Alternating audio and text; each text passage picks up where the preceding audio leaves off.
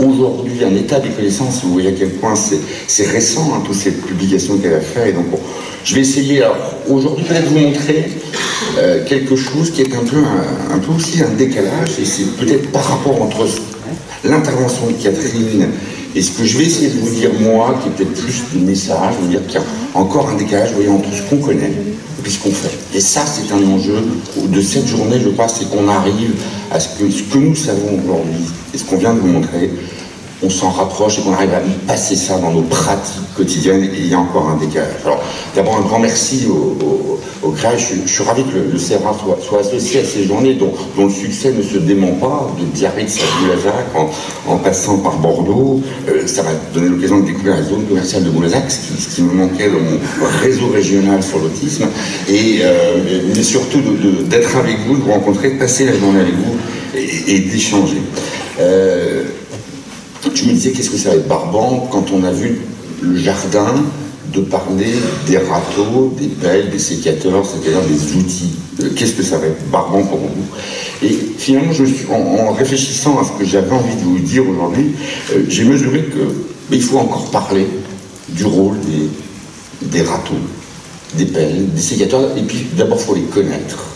Et pour arriver à ce qu'on avance, c'est parce qu'aujourd'hui des outils ont été développés depuis maintenant une quarantaine d'années dans l'outil. C'est parce que l'équipe de Tours, qui partit avec Gilbert Delors sur des explorations électrophysiologiques, a développé parallèlement des outils avec l'échelle des comportements autistiques, avec des outils comme la BEX que Jean-Louis Adrien a développé, qu'on a réussi à faire ces corrélations et qu'on a réussi à avancer. Donc les outils sont indispensables pour créer le jardin, pour avancer dans le paysagisme, et c'est un peu aussi autour de ces questions-là que j'ai envie de discuter. Et je vais vous donner 2 vignettes cliniques extrêmement brèves pour montrer que le débat, il faut qu'on l'engage aujourd'hui sur nos pratiques, au-delà de ces connaissances, et comment on doit raccourcir cette translation des connaissances dans la pratique.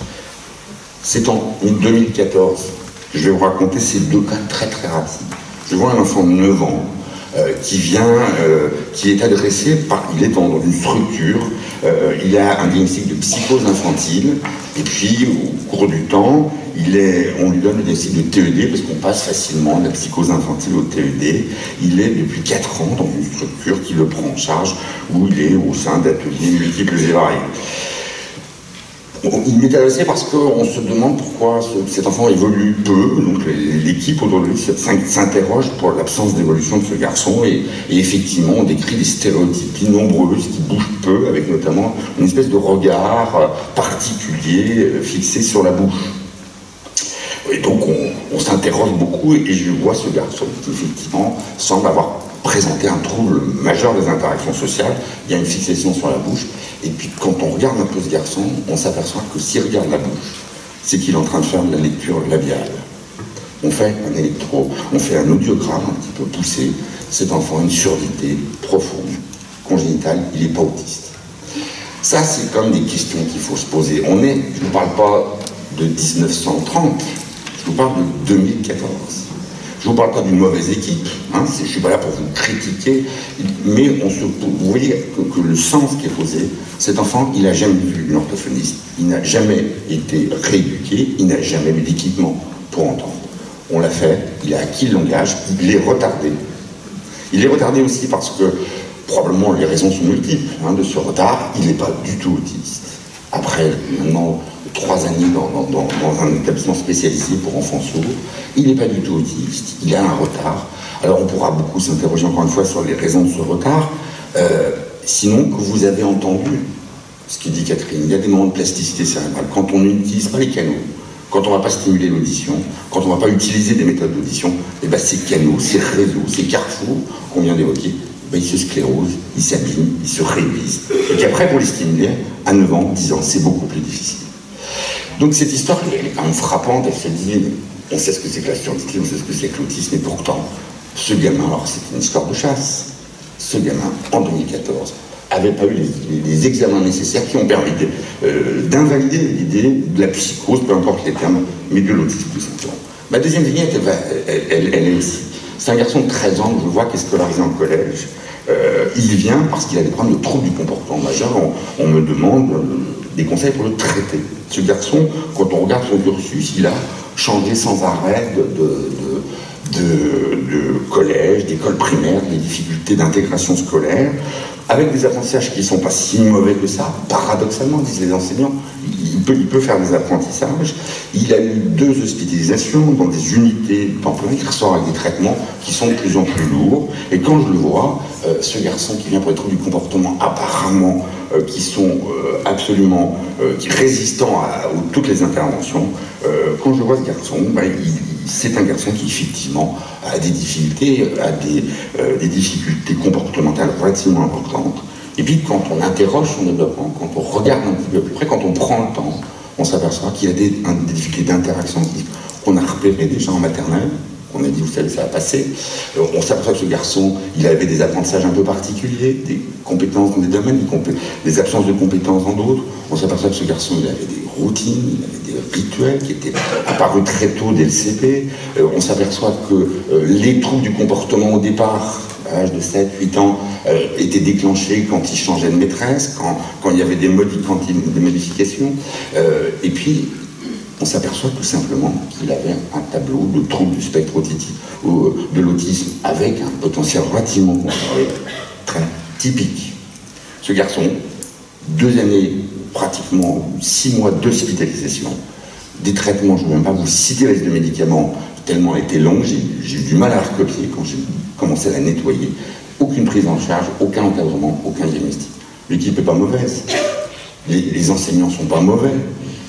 Ils sont confrontés à des problèmes de comportement, ils se disent, le comportement, au bout d'un moment, il est plus viable dans son école, on le sort, on tente de le spécialiser, on dit, voilà, ça va mal, on l'hospitalise, on lui met des médicaments, on met des couches, on arrive à rien que de lire l'ordonnance, la plupart d'entre vous dormiraient tellement les effets sédatifs étaient importants. C'est vous dire qu'aujourd'hui, la question du diagnostic, elle est malheureusement aujourd'hui posée, et je ne vous ai pas parlé d'enfants de 6 mois. Vous voyez que quand on sera aujourd'hui à se dire, on va travailler dans le dépistage, elle a raison Catherine, il faut travailler le dépistage précoce, c'est des enjeux majeurs de demain, mais vous voyez qu'il y a encore tellement de travail à faire aujourd'hui pour essayer de repérer, de diagnostiquer des choses qui, simplement parce qu'on ne prend pas le temps, simplement parce qu'on ne s'organise pas, et simplement parce que, voilà, il y a une certaine réticence à l'utilisation du fameux râteau, du sécateur, pour essayer de paysager autour de nous et de repérer autour de nous les choses, que ces retards s'installent. Et ça, c'est quand même quelque chose, aujourd'hui, à côté de tous ces travaux qui sont magnifiques, qu'il nous faut aujourd'hui prendre compte, dont il faut prendre conscience, qu'il nous faut travailler. Je vais passer un petit peu vite, parce qu'encore une fois, c'est plus des messages que j'ai envie de vous passer que des connaissances, vous l'avez. Je crois qu'il y a des enjeux, il y a des choses qui ont beaucoup progressé, on le voit du côté de la science, on connaît beaucoup plus de choses. Il y a des pratiques qui se sont diversifiées, il y a des structures qui se sont mises en place. Et je salue ici toute l'équipe de l'ARS avec qui nous travaillons régulièrement, parce que c'est aussi par la prise de conscience et par des plans, on en dira un mot bien évidemment, que plein de choses se sont mises en place. Il y a plein de choses qui se mettent en place, et pourtant il reste encore des difficultés, il reste encore aujourd'hui, vous le voyez, simplement par ces 2 illustrations, encore des éléments qui nous font, qui doivent nous faire regarder aussi une réalité que l'on a. Pourtant, le diagnostic, pourtant les outils, on les a à disposition. Aujourd'hui, certes, on n'a pas la glycémie du diabète, on n'a pas l'hémoglobine glyquée du diabète, on n'a pas les marqueurs électrocardiographiques de la sténose coronarienne, mais on a des outils. On ne peut pas dire aujourd'hui qu'on soit sans outils, qu'on n'ait pas... Certes, nos râteaux, nos pelles sont moins bonnes que les cardiologues, sans doute. Mais on a des outils, regardez, vous vous souvenez de ça. Vous vous souvenez de ce qui avait été fait par la Fédération française de psychiatrie en 2005. Et ce n'était pas les Américains qui ont fait ça, c'est la Fédération française de psychiatrie, c'est-à-dire un ensemble de psychiatres issus de l'école française notamment, dans sa diversité, parce que l'école française, elle est aussi diverse, recommandée avec la HAS pour dire, voilà un enfant autiste, voilà ce que ça doit avoir. Voilà comment on fait le diagnostic, voilà quelle est la procédure pour faire un diagnostic, voilà quels sont les outils aujourd'hui qu'on a. Il faut les travailler, ces outils. Il faut affiner nos larmes, il faut aiguiser nos outils. Mais on avait en 2005 des outils. Voilà ce que la HAS, vous connaissez ces rapports. Vous savez que la HAS a repris en 2010, là aussi, un certain nombre de recommandations. Donc, on ne peut pas dire qu'aujourd'hui, en France, mais dans le monde, parce que la question n'est pas qu'en France, on peut aller dans d'autres pays européens pour montrer qu'il y a encore ce décalage, on n'est pas les outils. Alors pourquoi on ne les utilise pas? Pourquoi c'est si compliqué d'utiliser des outils, au moins, même s'ils sont imparfaits, hein, même s'ils sont imparfaits, et pourquoi on continue à travailler sur des intuitions qui, vous l'avez vu par ces deux vignettes, nous trompent, et que la systématisation, elle ferait que ce gamin sourd, il aurait été traité à l'âge de 3 ans, pris en charge dès les repérages précoces, et non pas 6 ans après, au moment où, effectivement, les interventions sont beaucoup plus difficiles.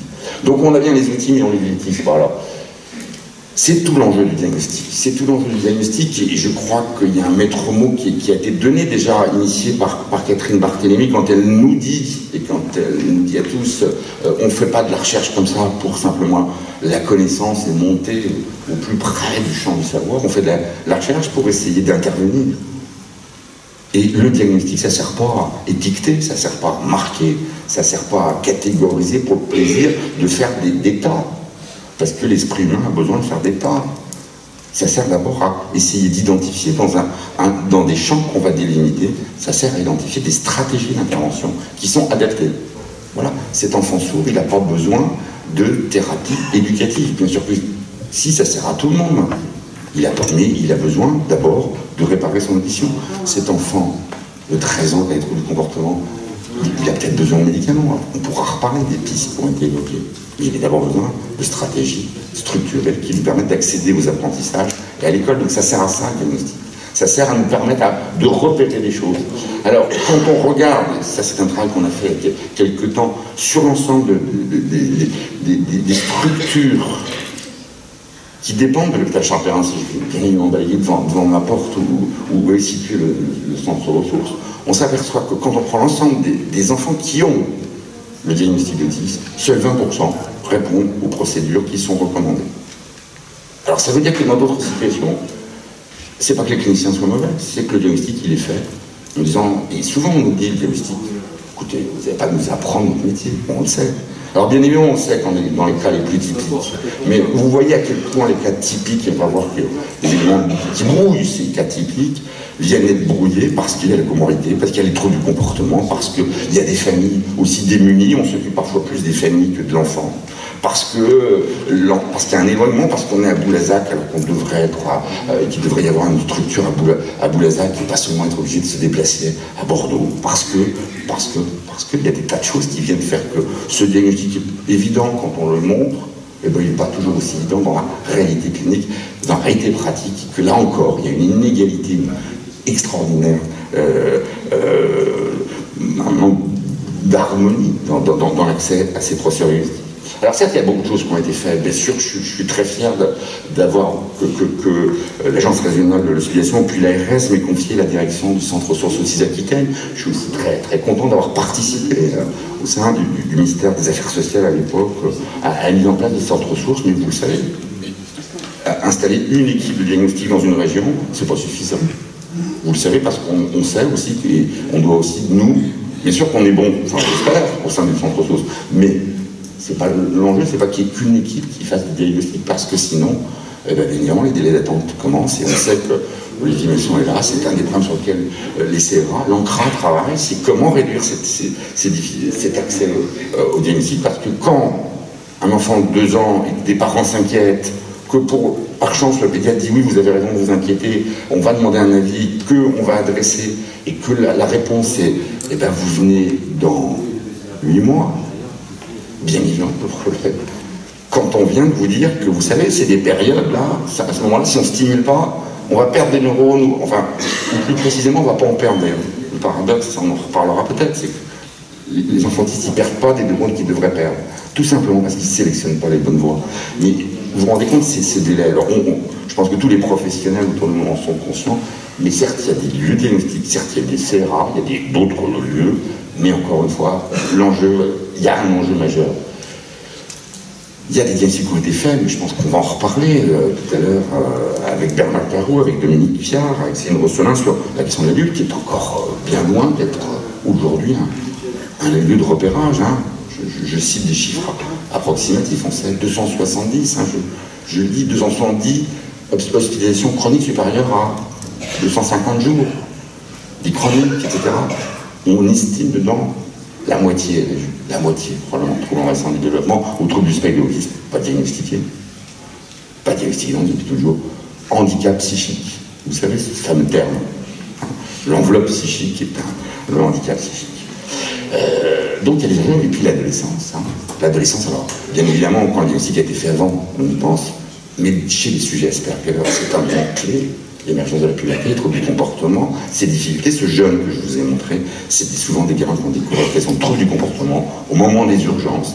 Et on est en train de regarder, nous, on fait une étude qui va s'étendre sur le plan national, sur le suicide.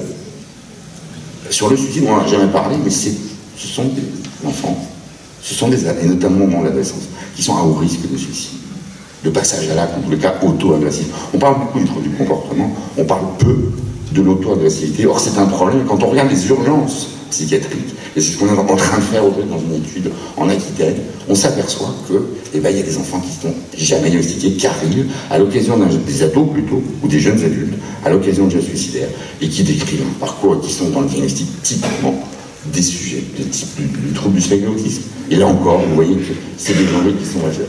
Et puis des lieux d'intervention adaptés, parce que c'est bien de faire le diagnostic, mais encore une fois, si le lien ne se fait pas avec le soin. Et donc là, un autre enjeu, c'est bien sûr qu'il faut faire le diagnostic, bien sûr qu'il faut faire ces bilans.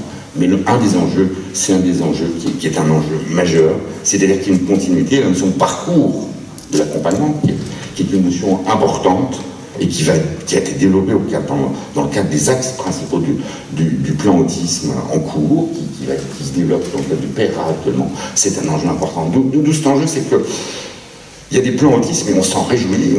On a entendu avec plaisir le fait qu'ils étaient maintenus, y compris dans leur composante financière, mais il faut bien en prendre les enjeux, parce qu'il ne suffit pas qu'il y ait des plans, il faut aussi voir comment on les décline. Et pour qu'on arrive à les décliner, il faut qu'on mesure ce qui se passe pas bien, là où ça bloque.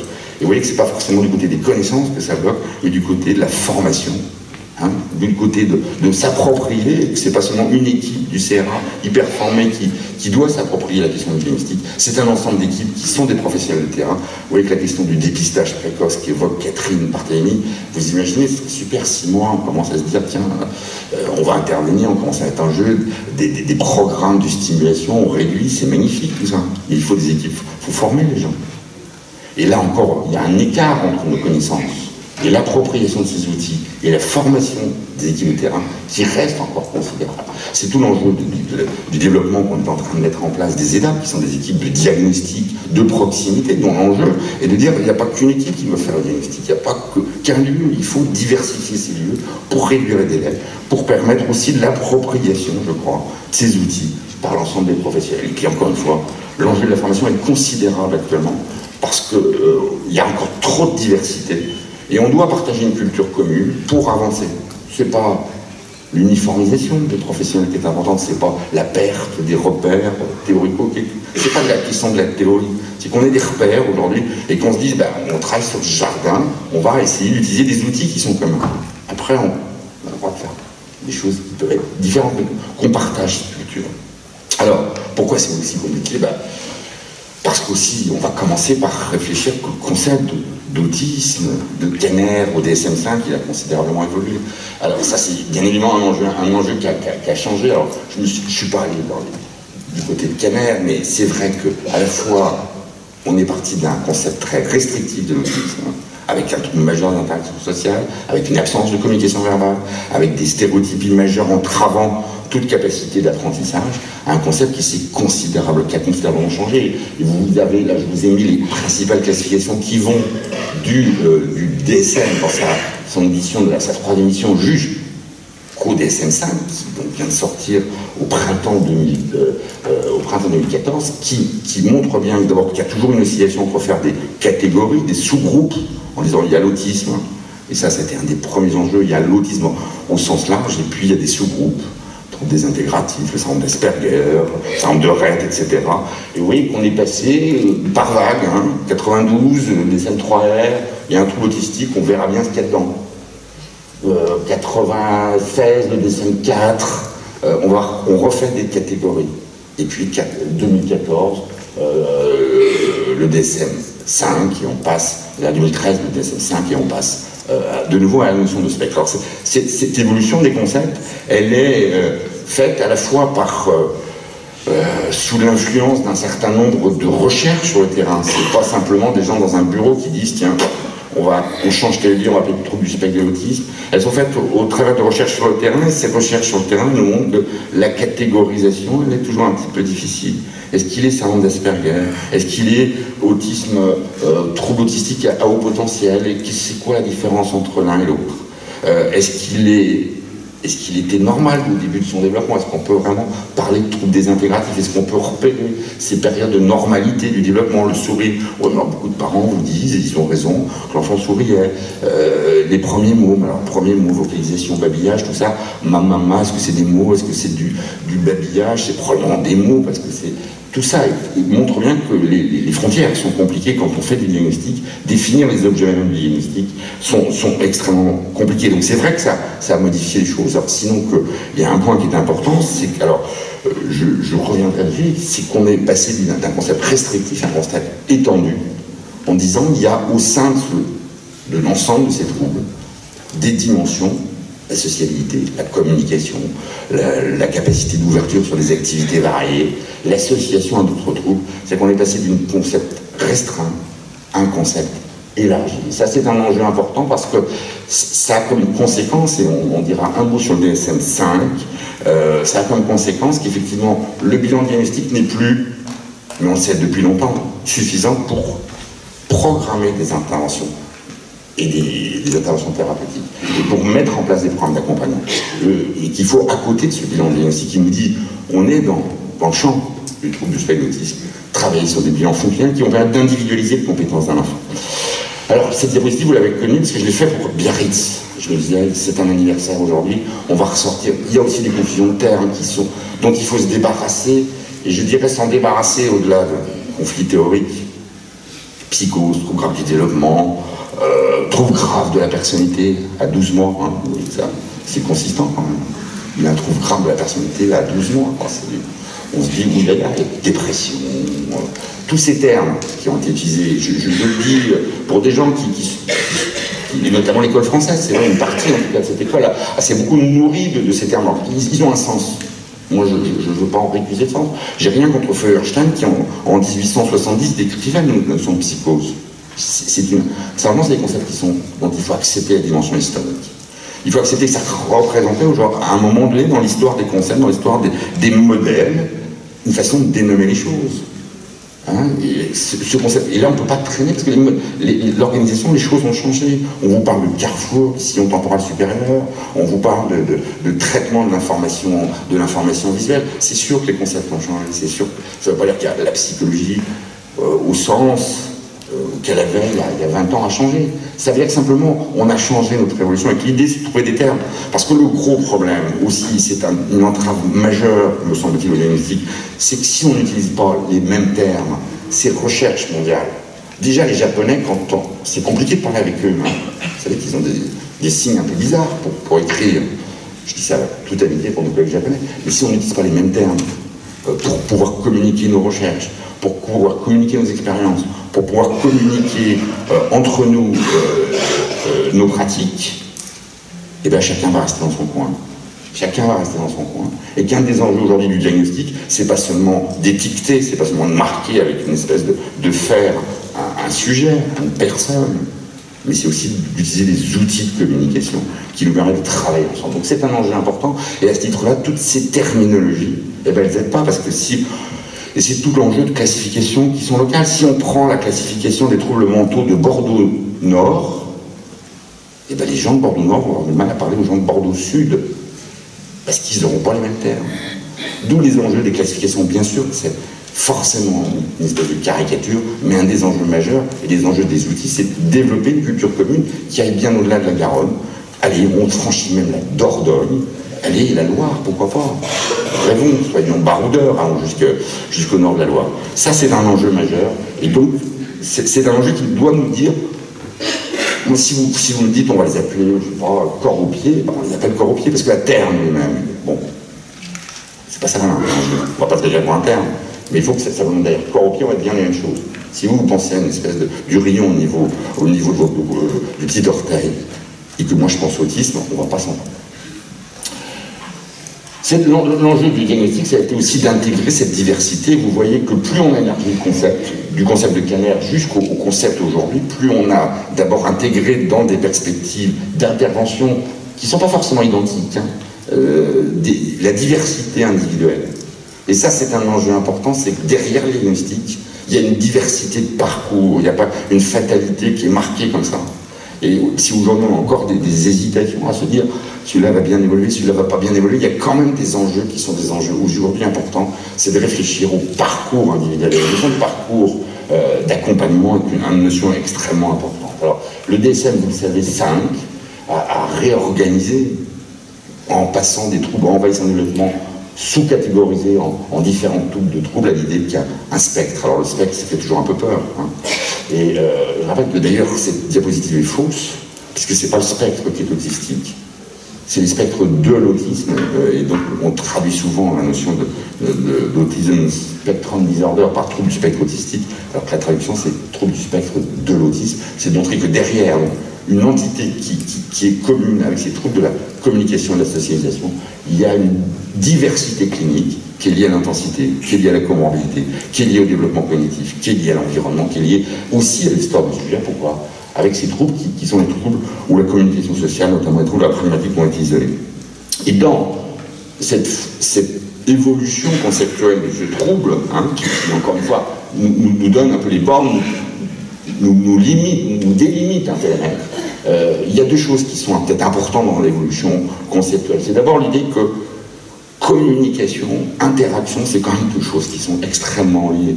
Hein, que souvent, quand on dit qu'est-ce que c'est que l'interaction, on dit bah, il communique pas, il regarde pas. Mais c'est un peu de la communication non verbale, ça, ne pas regarder.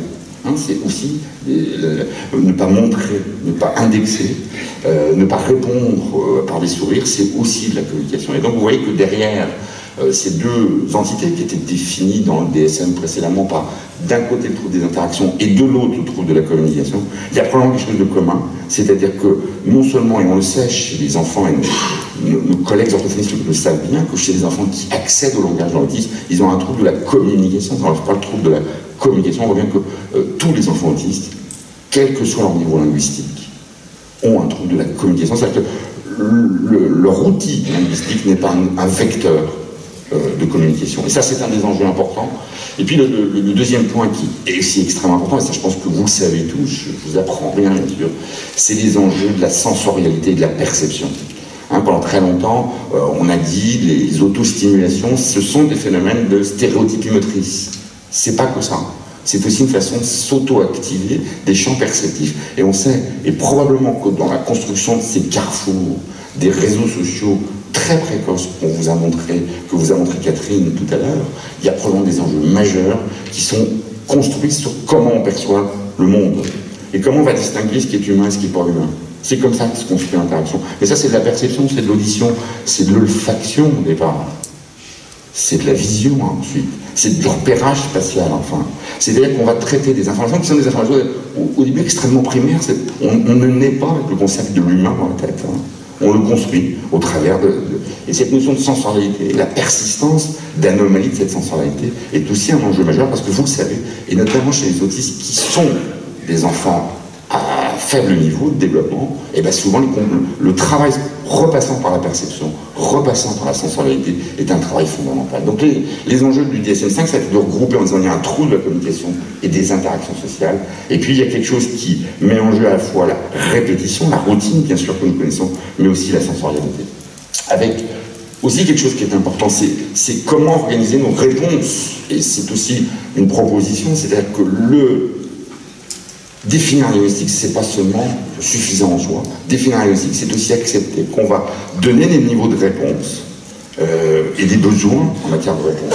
Et que ce que propose le DSM-5, et je trouve que c'est une avancée, c'est de montrer qu'il y a des grades en fonction du handicap qui vont mettre en place des niveaux de réponse et d'intervention qui vont varier. Et qu'on peut aujourd'hui dire qu'un enfant autiste qui a des bonnes adaptations, qui n'est pas trop stéréotypé, qui n'a pas trop du comportement, va avoir besoin de niveaux de réponse qui sont différents, qui aujourd'hui se résument aussi, ont un équivalent en coût, hein, mais qui sont, pas seulement une affaire financière, qui sont le fait de préparer un parcours préparer un accompagnement, pas seulement pour les 6 mois pendant lesquels on va voir l'enfant, puis après on l'oublie après, c'est penser les choses à l'avance dans ce parcours. Alors il y a des choses qui disparaissent, c'est une diapositive de Catherine d'ailleurs que je lui ai reprise, il y a des choses qui disparaissent, le syndrome de Rett, on savait que ce syndrome disparaîtrait du champ des troubles du spectre de l'autisme pour une raison qu'on comprendra assez bien, c'est qu'on a aujourd'hui clairement l'identité sur le plan de l'anomalie génétique qui laisse sous-tendre, que l'évolution, même s'il y a une similarité frappante à une période de la vie de ces petites filles qui sont touchées du syndrome de Rett, c'est quelque chose qui va disparaître. Aujourd'hui, de la catégorie des troubles du spectre de l'autisme, qu'on soit bien clair, malheureusement, le syndrome de Rett ne va pas disparaître, on aimerait tellement qu'il disparaisse. D'autres troubles vont disparaître, d'autres troubles désintégratifs, je vous ai dit, alors c'est une donnée qui est l'objet de recherche, est-ce qu'il y a des formes qui surviennent secondairement avec des temps de développement normaux? Ça, c'est un enjeu qui est aussi un enjeu important, parce qu'on pourrait penser que c'est des formes différentes.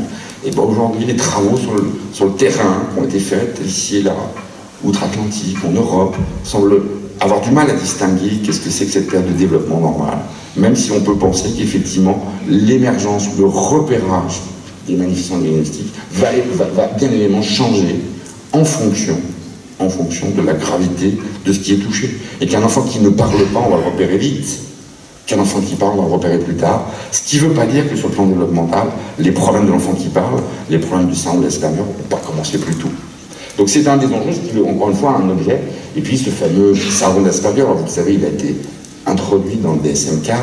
Il a été introduit aussi pour rendre hommage à Hans Asperger, parce qu'on l'avait un peu oublié, Hans Asperger, puisqu'il avait écrit en allemand, qu'il avait subi le nazisme à Vienne, et qu'on a voulu redonner à juste titre. Lorna Wing a souhaité remettre un peu ses travaux à l'ordre du jour, et que c'est vrai que quand on a essayé d'y donner une catégorie, une forme, bah, c'était un peu plus compliqué. Alors, on avait des formes prototypiques, l'idiot savant, hein, celui qui avait des capacités mnésiques extraordinaires, des interactions qui parlaient extrêmement bien. Quand on a mis ça sur le terrain, et de nouveau les recherches sur le terrain, quand on voit des enfants qui ont un trouble autistique très typique, qui sont diagnostiqués plus tôt, on s'aperçoit avec un beau potentiel, on s'aperçoit finalement il y a plutôt une continuité entre ces formes, avec probablement des enfants qui ont un développement moteur un peu retardé et des compétences verbales, une espèce de balance entre le développement verbal et le développement moteur, des enfants qui vont développer plutôt le verbal au détriment du moteur, et là on s'oriente vers ce qu'on appelle le syndrome d'Asperger, et des enfants qui vont plutôt développer le moteur et le visuospatial au détriment du verbal, probablement par des canaux perceptifs qui sont valorisés dans un cas comme dans l'autre, dans un cas différemment de l'autre. Donc des trajets développementaux différents, mais avec une continuité entre eux. Thierry, il me reste combien de temps? Ok. Alors il y a des questions, vous voyez, je vous ai mis d'ailleurs cet article-là pour vous rappeler que voilà, les gens qui créent les critères, ne sont pas des gens qui réfléchissent pas. Il faut arrêter de se dire. Nous, on va leur montrer que nous, on essaie d'élaborer les questions, on essaie de les penser. Nous, ils réfléchissent, il y a des questions, il y a des débats. Il y a eu des débats sur le DSM-5, il y en aura encore, avec des gens qui disent des trucs bien, des trucs moins bien. On sait que les critères cliniques sont un peu moins bien définis qu'ils n'étaient dans le DSM-4, parce que, effectivement, en élargissant le concept, on a peut-être moins bien défini dans le détail.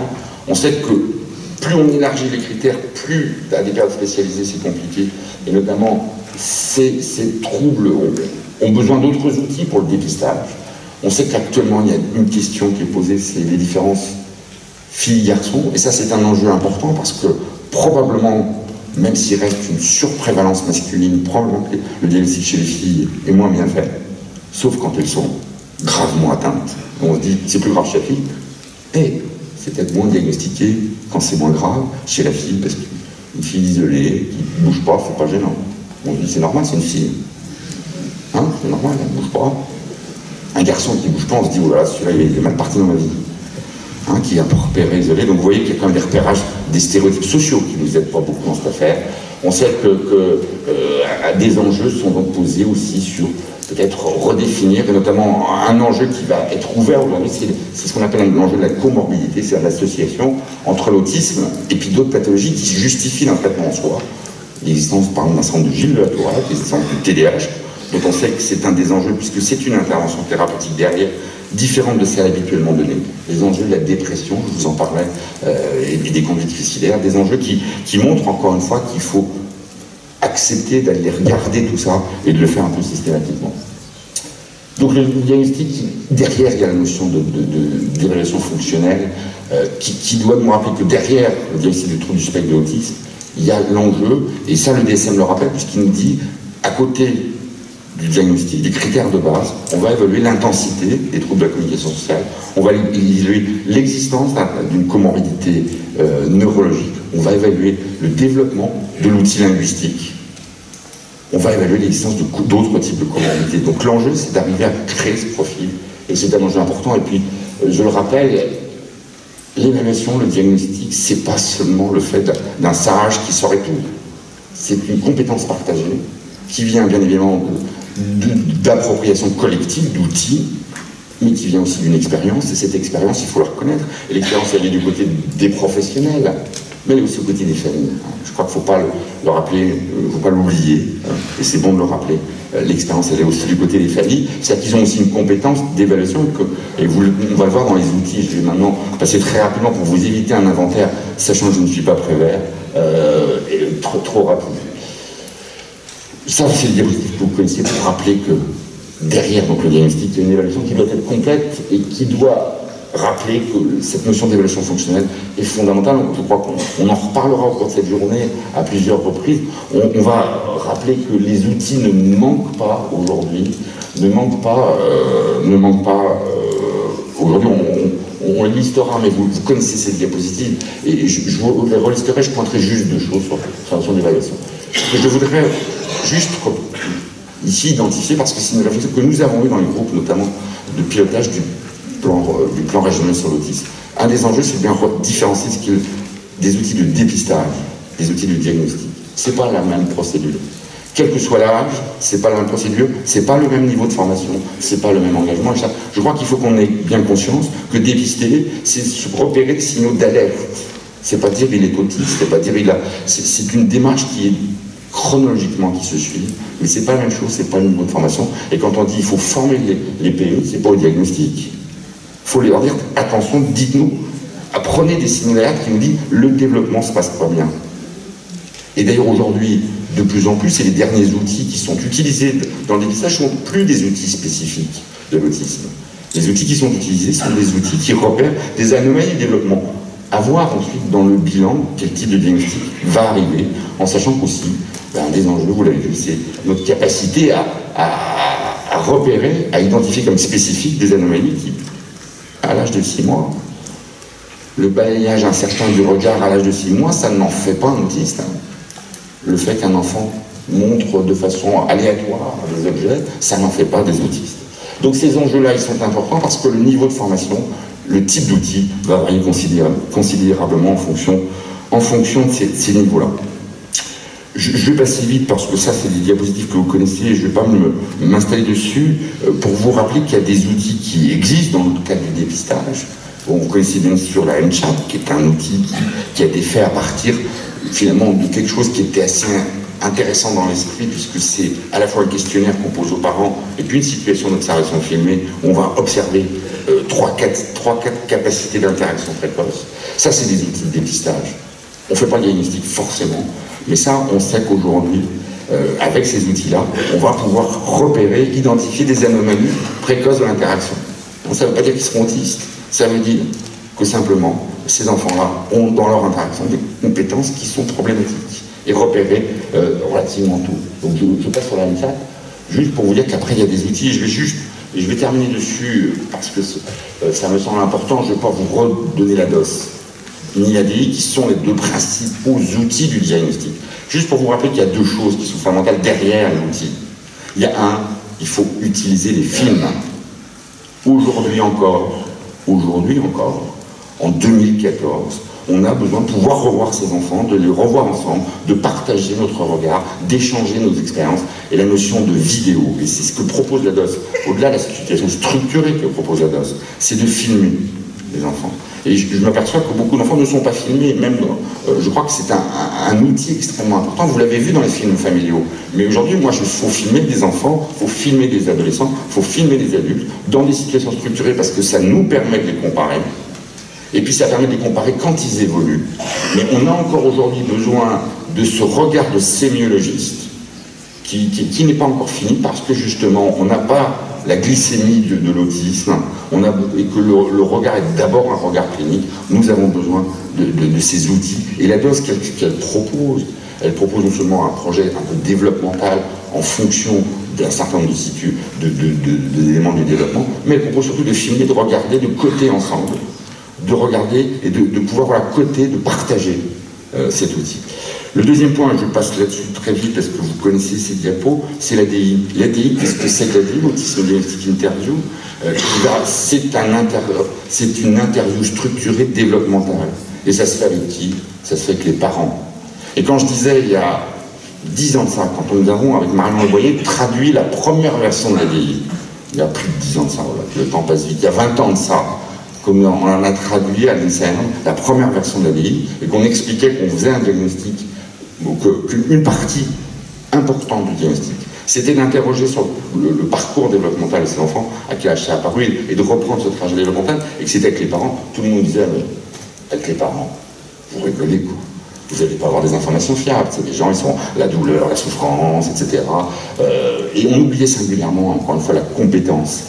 Et ce partenariat, il commence par la vie. C'est-à-dire qu'on va interroger ces parents sur la progression développementale, sur des éléments qui sont des éléments que les cliniciens ne repèrent pas dans les consultations, mais que des parents ont déjà repéré, soit parce qu'ils ont un grand frère, une grande sœur, soit simplement parce qu'ils ont quelque chose qui leur fait dire à 8 mois, il y a quelque chose qui se passe. Et je vous rappelle qu'encore aujourd'hui, premier signe d'alerte chez les parents, premier signe d'alerte chez les professionnels, 3 ans.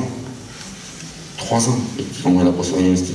On rajoute 2 ans. C'est-à-dire que globalement, ces signaux d'alerte que les parents savent si bien dire quand ils arrivent à un niveau de consultation où ils sont entendus, ils ne sont pas repérés. L'ADI nous sert à ça et rappelle que cette compétence, la compétence parentale dans le repérage est tout à fait fondamentale. Donc je passe là-dessus et je vais aller à ma conclusion pour vous dire qu'il y a un troisième point que je voudrais rappeler, ben elle n'est pas dedans, j'ai une diapositive a été masquée, que je voudrais rappeler parce que je pensais que la diapositive allait suivre, c'est l'évaluation somatique. Alors, bien évidemment, Dominique Fiarella, il nous en parlera, je pense, on le sait, hein, on le sait aujourd'hui. Alors ça paraît évident chez l'adulte, bon, rappelez-vous ce jeune garçon, pas de diagramme, pas d'étude de l'audition, et on se trompe, hein. On se trompe aujourd'hui. Alors il y a l'évaluation somatique, c'est aussi au-delà de la question du diagnostic et de repérer les pathologies associées. Je vous le rappelle, les enfants autistes, aujourd'hui, la surmortalité, entre guillemets, ou le raccourcissement de l'espérance de vie dans l'autisme est lié à 80% au non-diagnostic de maladies somatiques, au non-repérage de la douleur, à des états infectieux qui s'aggravent. Et ça, aujourd'hui, si on se martèle pas sans tête, à savoir que l'accès aux soins somatiques est un enjeu majeur, non seulement chez l'adulte, mais chez les enfants, que les caries dentaires, que les problèmes de reflux gastro-intestinaux, que les problèmes différents de douleurs multiples et variées, que nous ne repérons pas parce qu'ils ne sont pas verbalisés, conduisent à un handicap, à un surhandicap. Et si on ne comprend pas ça, c'est quelque chose qu'on passe à côté de beaucoup de choses, de cet accompagnement, et on aggrave, me semble-t-il, le retard. Donc c'est un enjeu important. Je crois que cet enjeu-là, il faut le rappeler, c'est aussi de rechercher systématiquement que tout enfant doit avoir un examen neurologique, éventuellement un bilan d'exploration électroencéphalographique et neurologique, que tout enfant doit avoir un cariotype, parce qu'il faut repérer, identifier des anomalies génétiques, que tout enfant doit avoir un bilan métabolique, parce qu'il faut aussi repérer des facteurs sur lesquels, parfois, et c'est quand même grand, pour ce type de situation, on peut intervenir, on a des outils d'intervention. Je finirai par ma conclusion pour vous rappeler que l'évaluation, c'est pas seulement une expertise, c'est des valeurs partagées. Le diagnostic, c'est pas seulement un expert, là je suis pas là en train de vous dire, bon, allez, élève machin à la classe, élève d'Imbourg, allez au tableau. C'est pas ça le diagnostic, c'est pas une expertise qui tombe comme ça. Ça doit être des valeurs partagées, et encore une fois, l'enjeu, c'est aussi de partager aussi ces lieux de diagnostic, dont tout l'enjeu du plan inclusif. Donc il y a une formation qui est indispensable à ces outils parce que c'est des outils communs. C'est pas une coquetterie, c'est pas on fait du fin, là, on fait du subtil, c'est pas une coquetterie, c'est quelque chose qui nous permet de mieux comprendre comment fonctionne la personne qui est en face de vous. Et de mieux comprendre que la personne, elle est une personne, elle a une diversité dans son fonctionnement.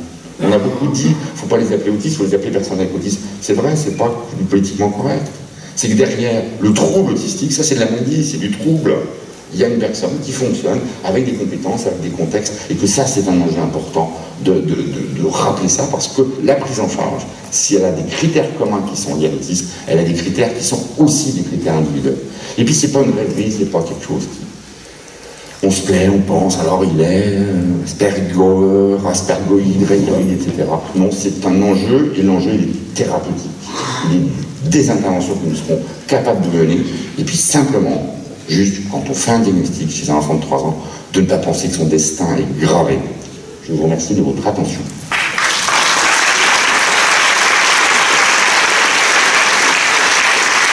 Merci beaucoup, Manuel.